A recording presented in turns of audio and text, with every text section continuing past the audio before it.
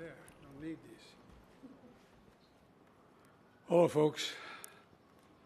Mr. Prime Minister, we've been in close touch since the moment you came into office. Please sit down. I'm sorry.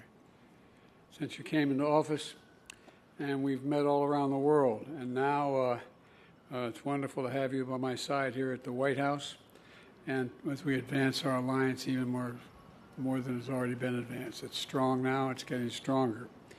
Before I get to the progress Australia and the United States have made today, I want to say just a very few words about the situation in the Middle East. The anger, the hurt, the sense of outrage that the Israeli people are feeling after the brutally inflicted devastation by Hamas is completely understandable. Israel has the right, and I would add a responsibility, to respond to the slaughter of their people. And we will ensure Israel has what it needs to defend itself against these terrorists. That's a guarantee. We also have to remember that Hamas does not represent, let me say it again, Hamas does not represent the vast majority of the Palestinian people on the Gaza Strip or anywhere else. Hamas is hiding behind Palestinian civilians and is despicable and, not surprisingly, cowardly as well. This also puts an added burden on Israel while they go after Hamas. But that does not lessen the need to operate in a line with the laws of war. For Israel has to do everything in its power. Israel has to do everything in its power. As difficult it is to protect innocent civilians, and it's difficult.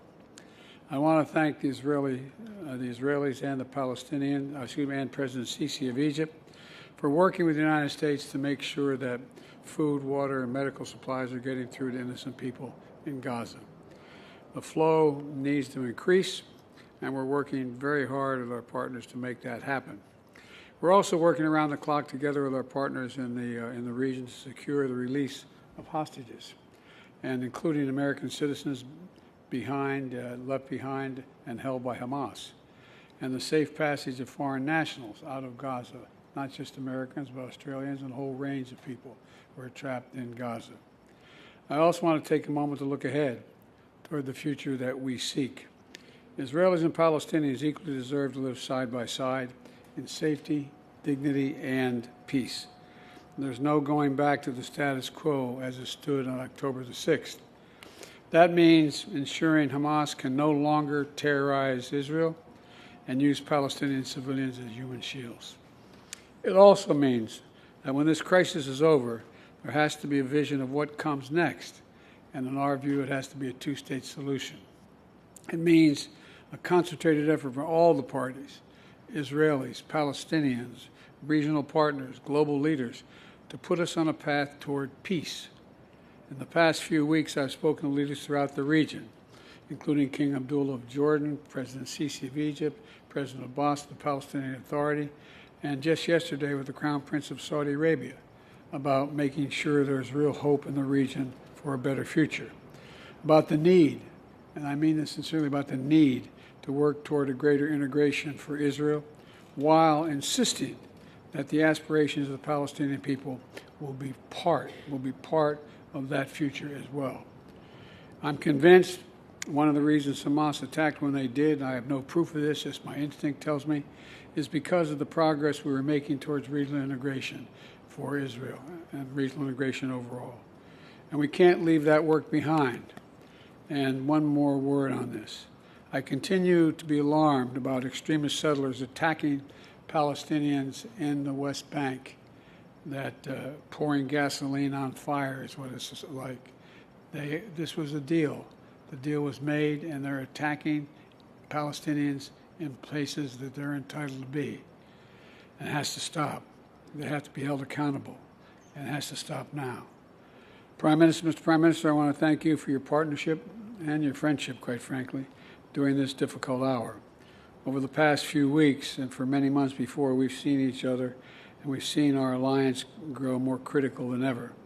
And we need to continue to make this important progress. In our discussions today, we've done just that. First, we're pioneering new advancements and innovations, deepening our cooperation in fields like biotechnology, advanced batteries, quantum computing, cybersecurity, and a lot more. We're also signing a new technology safeguards agreement to create more opportunities for American space companies to launch vehicles from Australia.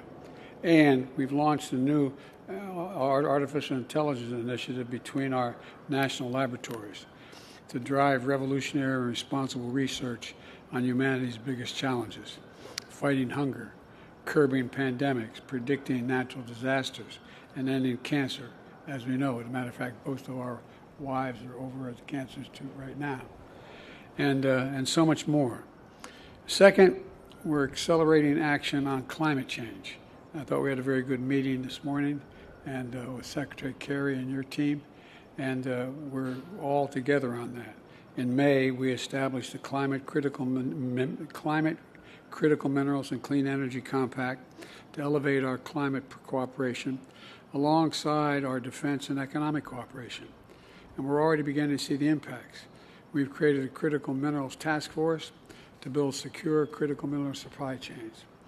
We're also investing in sustainable infrastructure in the Pacific Islands, including $65 million for a subsea communication cable to boost connectivity in the region. And we're modernizing funding for small and medium-sized businesses across the Indo-Pacific to help the transition to clean energy. And finally, the alliance between Australia and the United States is an anchor. And I believe this from every fiber in my being, an anchor to peace and prosperity in the Indo-Pacific and, quite frankly, around the world. We see this through our work with the Quad partners, India and Japan, to ensure the Indo-Pacific remains free, open, prosperous, and secure. I also see it through AUKUS, where, together with the United Kingdom, we're making generational investments in our shared security. Last week, I sent Congress a budget request with commitments to boost our submarine production and maintenance capacity here in the United States. And I want to thank you, Mr. Prime Minister, for the historic investments Australia has made to strengthen the submarine industry base as well. Democrats and Republicans alike understand the strategic value AUKUS brings to our nations. And I urge Congress to pass our AUKUS legislation this year. We also see the strength of our alliance and our unwavering support for Ukraine, both countries, as it defends its sovereignty against Putin's brutality and aggression. Australia is a critical partner, together with the United States and 50 other nations. 50 other nations we've been able to put together, all doing our part to support Ukraine. And I want to thank you, Mr. Prime Minister, for the new package of military aid you recently announced. It's for Ukraine. Look, Australia and the United States also share, in my view, a commitment to upholding international rules of the road, including freedom of navigation. Just this past week, the PRC vessels acted dangerously and unlawfully as our Philippine friends conducted a routine resupply mission within their own exclusive economic zone in the South China Sea. I want to be clear. I want to be very clear. The United States defense commitment to the Philippines is ironclad. The United States defense agreement with the Philippines is ironclad. Any attack on the Filipino aircraft vessels or armed forces will invoke our mutual defense treaty with the Philippines. And, Mr. Prime Minister, today we renewed our commitment to defend the values that are at the heart of this alliance. And we continue to stand as one to forge a better future for both of us and all the region. So I want to thank you again for being here. Thank you for your partnership and your leadership in this critical moment. And I'd like to now turn it over to you. Well, thank you very much, Mr. President. Australia and the United States have stood together for more than a century, and it is indeed a great honour for me to stand alongside my friend President Biden here today. At the heart of our alliance are the enduring values that our people hold in common: a faith in freedom and democracy, a belief in opportunity, a determination to build a more prosperous and more peaceful world. Those values are timeless, and they have never mattered more than right now. That's why the relationship between Australia and the United States has never been more important. And of course, it has never been stronger than it is right now. We work together to promote peace and security across the Indo-Pacific, to uphold the stability which has generated unprecedented economic opportunity for the nations and the people of our region. For Australia, this is about investing in our capability and investing in our relationships.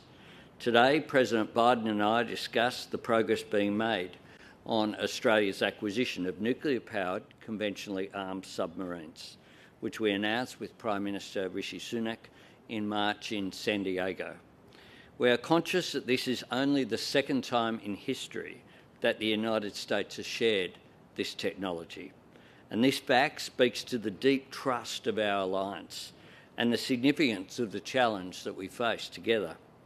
Australia appreciates the administration's efforts to operationalise AUKUS and work with Congress to pass the legislation needed to realise our AUKUS ambitions. And I certainly appreciate once again, Mr. President, your call for this legislation to be passed this year. AUKUS will drive innovation and cooperation to provide the United States, Australia and the United Kingdom with improved capability to help secure peace and stability in the Indo-Pacific. Our cooperation is already unlocking transformative opportunities for jobs and skills and research, from Virginia to South Australia to Western Australia. Australia and the US have a strong and growing partnership in new technology, from medical research to AI. And I join President Biden in welcoming Microsoft's $5 billion additional investment in Australia, which we announced this week here in Washington. The President and I agree that innovation is vital to addressing the environmental challenge of climate change and seizing the economic opportunities of clean energy. The Climate, Critical Minerals and Clean Energy Transformation Compact that we signed in May in Hiroshima is very much central to this. Climate change and clean energy becomes the third pillar of our alliance, alongside our security cooperation through ANZUS and our strong economic ties with the free trade agreement between our nations at its centre. The compact lays the foundation for our two countries to advance climate and clean energy action this decade, both at home and globally. Today we agreed new measures under the compact to support our energy transition, including the establishment of an Australia and US Clean Energy Industry Council comprised of business and public finance leaders to advise government on clean energy industry development and cooperation. We're working closely with the United States to build end-to-end sustainable, reliable and transparent supply chains for critical minerals. Of course, Australia has abundant supplies of these critical minerals that will drive our economies throughout this century: lithium, cobalt, copper, vanadium and rare earths. We want to connect that with American markets, investors and technology in a way that creates new jobs and opportunities for industry and workers in both of our nations. Cheaper, cleaner energy will reduce costs for households, but it will also power a new generation of manufacturing. Our alliance is also delivering for the Indo-Pacific region bilaterally and increasingly with our partners in the Quad. Australia and America are supporting the connectivity of the region, and today we announced the new funding for subsea cables in the Pacific, further support for infrastructure development, including efforts to increase the Pacific's access to financing, and that we'll work together through a new Pacific Banking Forum to ensure that our friends in the Pacific maintain access to the global financial system. Today we also discussed our joint position opposing Russia's illegal and immoral invasion of Ukraine. Australia stands with Ukraine, and President Biden welcomed the package of further assistance that I announced yesterday. This will provide Ukraine with additional military assistance, utilising the innovative technology that's produced by Australia's defence industry partners. Finally, of course, last night and again today, we spoke about the situation in Israel and Gaza. Australia unequivocally condemns the terrorism of Hamas. We grieve for the loss of every innocent life, whether that be Israeli or Palestinian. In times of crisis, respect for international humanitarian law is paramount. It is a recognition of our common humanity, and I commend the President for his leadership that he has shown and the example that he has set. Today I announce that Australia will provide an additional $15 million in humanitarian assistance for civilians in Gaza. This adds to the $10 million Australia has already committed and will help deliver life-saving assistance such as emergency water and medical services. The friendship between Australia and the United States was forged in hard times. We've served and sacrificed together in the cause of peace. We've helped each other through natural disasters. Australians and Americans share a rich history, but we always have our eye on the future. We're united by a determination to overcome the challenges that we face, and we share an ambition to seize those opportunities which lay ahead of us. Ours is indeed an alliance in which we celebrate what we've achieved up to now, but we focus on the future, a future of great opportunities, one that's stronger because of this alliance. All right, we'll take a few questions now. Mr. Garrison, USA Today.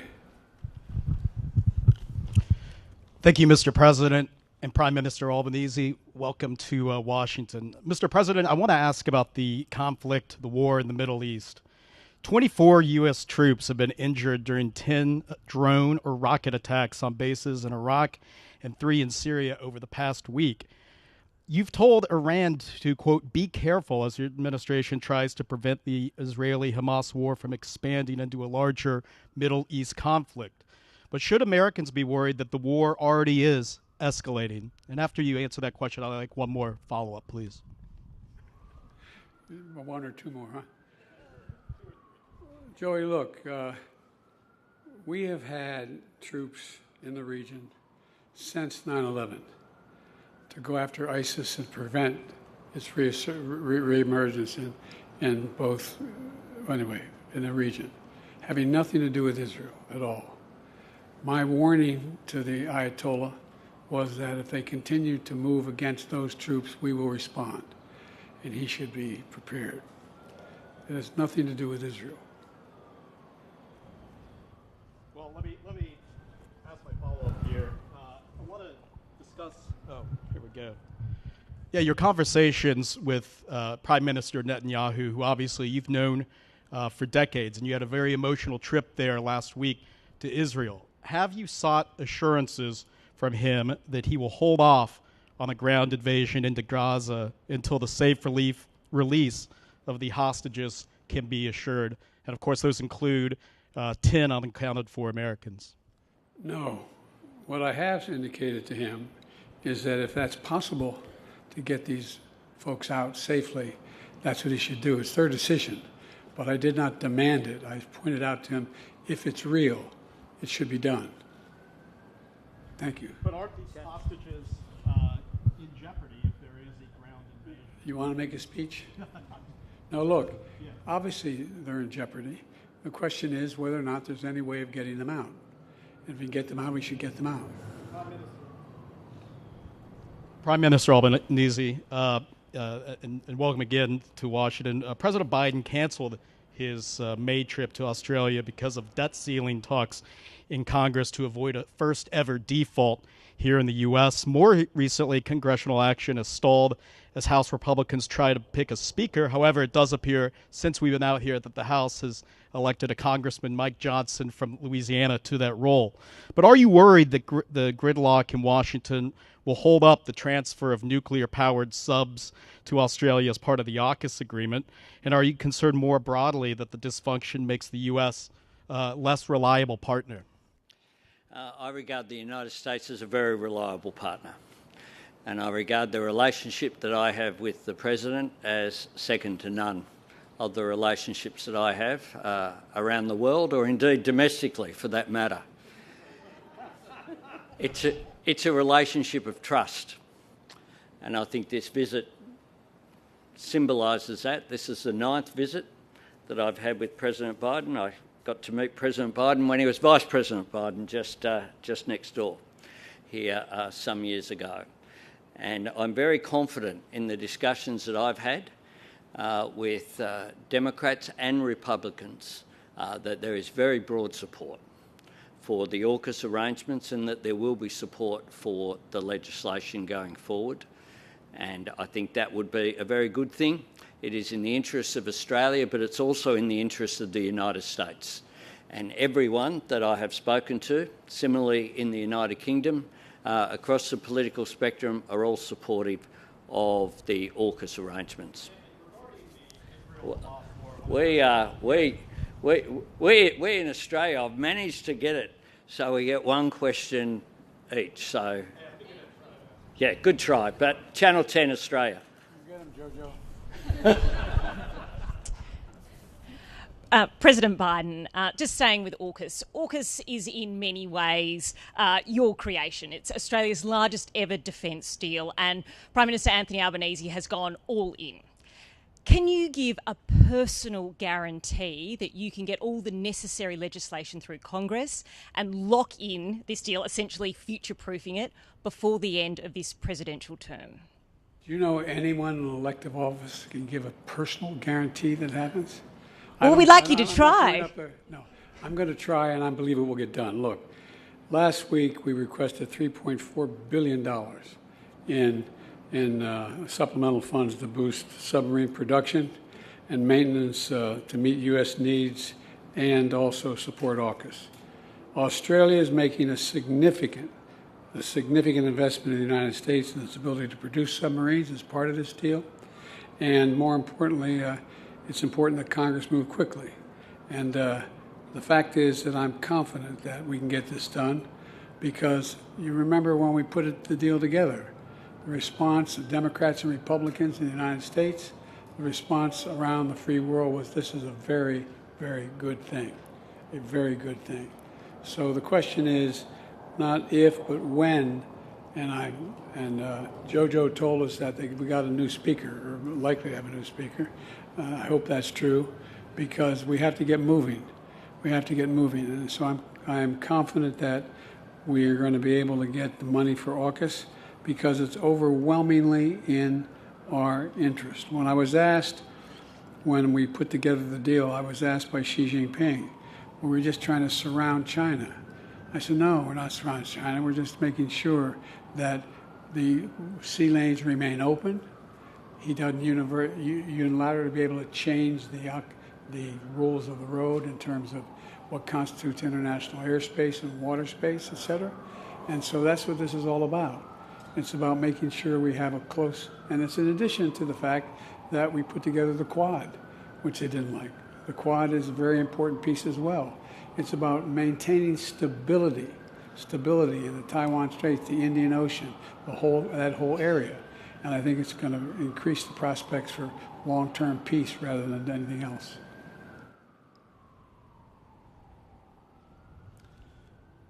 Oh, I get that. I get that. Okay. PBS, Ms. Lopez.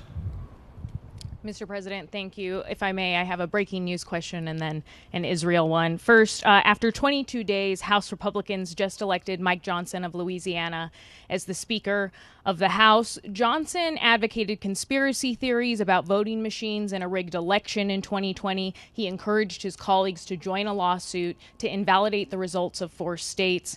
So if you win re-election in 2024, are you worried that a Speaker Johnson would again attempt to overturn the election? No. Why not? Because he can't. Look, just like I was not worried that the last guy would be able to overturn the election. They had about 60 lawsuits and all the way to the Supreme Court, and every time they lost. I understand the Constitution. And if I may very quickly, in the 18 days since Hamas killed 1,400 Israelis, the Hamas-controlled Gaza Health Ministry says Israeli forces have killed over 6,000 Palestinians, including 2,700 children. You've previously asked Netanyahu to minimize civilian casualties. Do these numbers say to you that he is ignoring that message? What they say to me is I have no notion that the Palestinians are telling the truth about how many people are killed. I'm sure innocents have been killed, and it's the price of waging a war. I think we should be incredibly careful.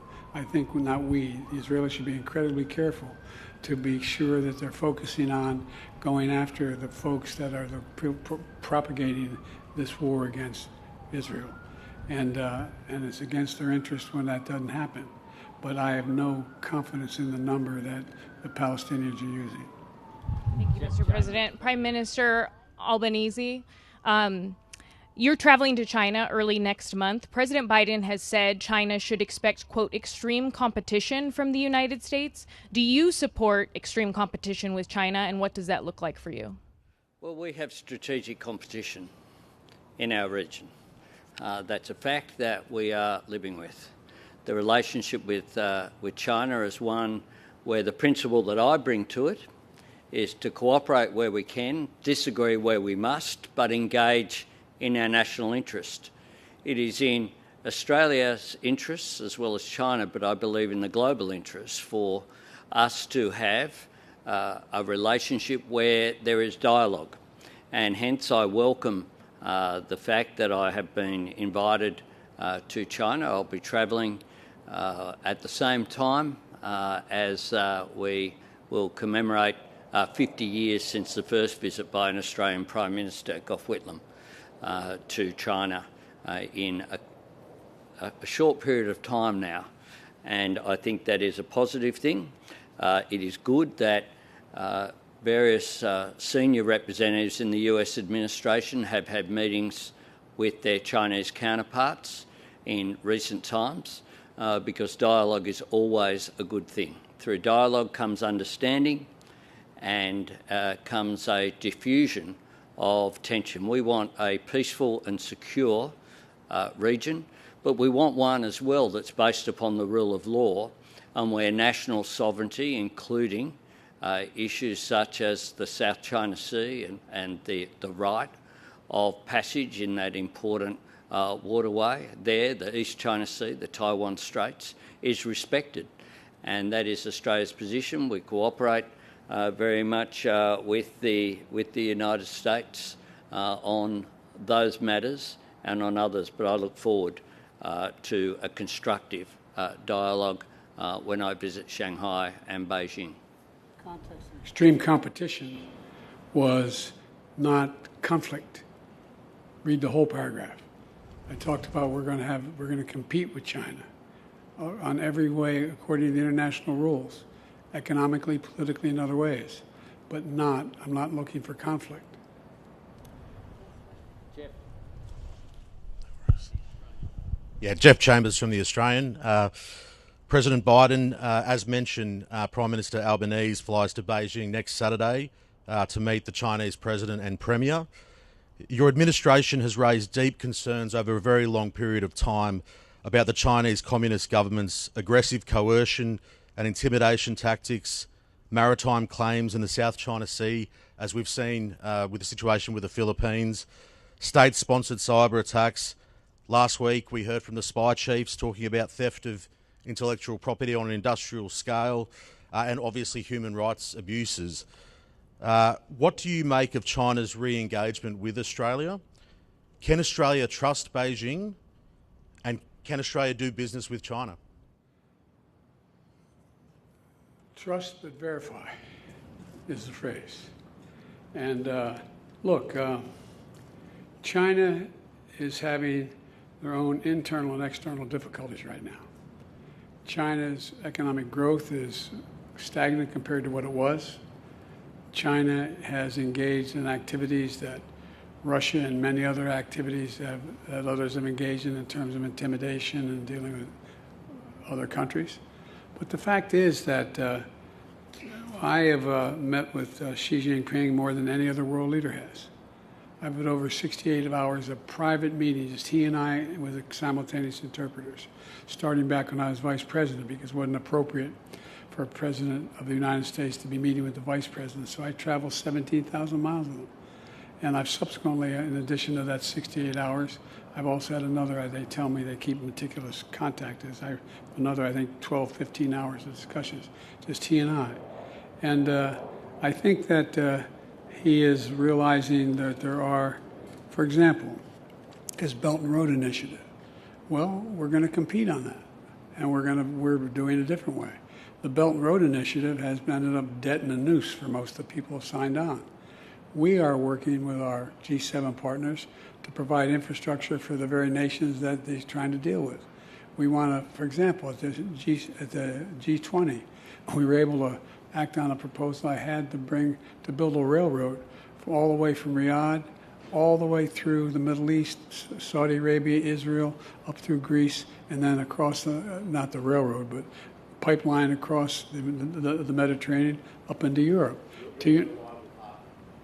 Pardon me? You're the reliable partner in terms of when you say you're going to deliver something, the US and its partners deliver. I hope not just me. I hope the United States is a reliable partner when we act. But it wasn't just the United States that agreed on that, because look, even to this day, when my discussions with the Saudis and the Crown Prince was he wants to see a reconciliation take place.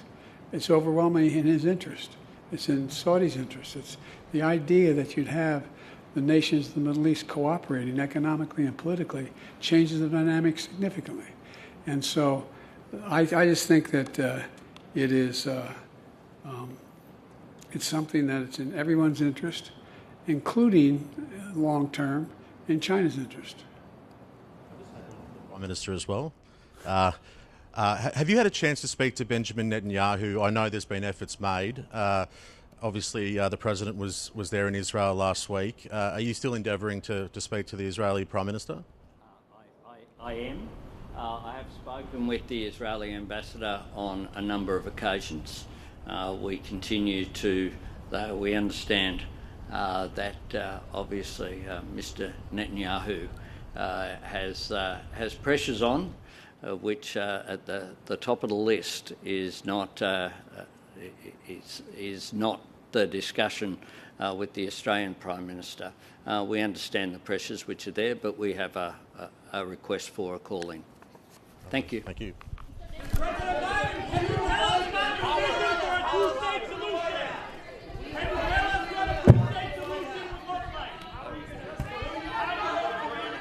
Thank you, everybody.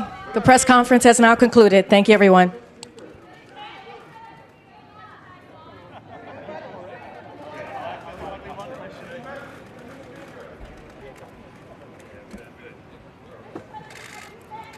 Joint projects announced today in mind-boggling, solar, space.